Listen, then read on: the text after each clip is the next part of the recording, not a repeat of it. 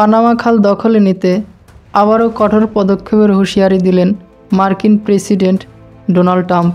গণমাধ্যমে দেওয়া সাক্ষাৎকারে তিনি বলেন, যুক্তরাষ্ট্রের জাতীয় নিরাপত্তা নিশ্চিতে পুনরায় পানামা খালের দখল নেবেন যুক্তরাষ্ট্র।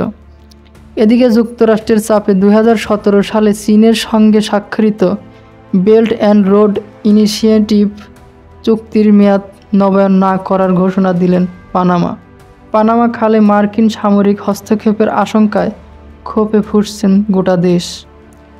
রোববার পানামা সিটিতে বিক্ষোভে নামেন হাজার হাজার মানুষ।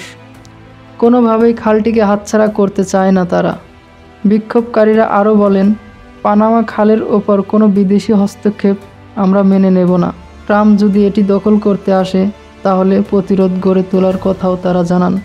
বলেন, আমরা অতীতে যুক্তরাষ্ট্রের নিয়ন্ত্রণ দেখেছি, আমরা আর দেখতে চাই না।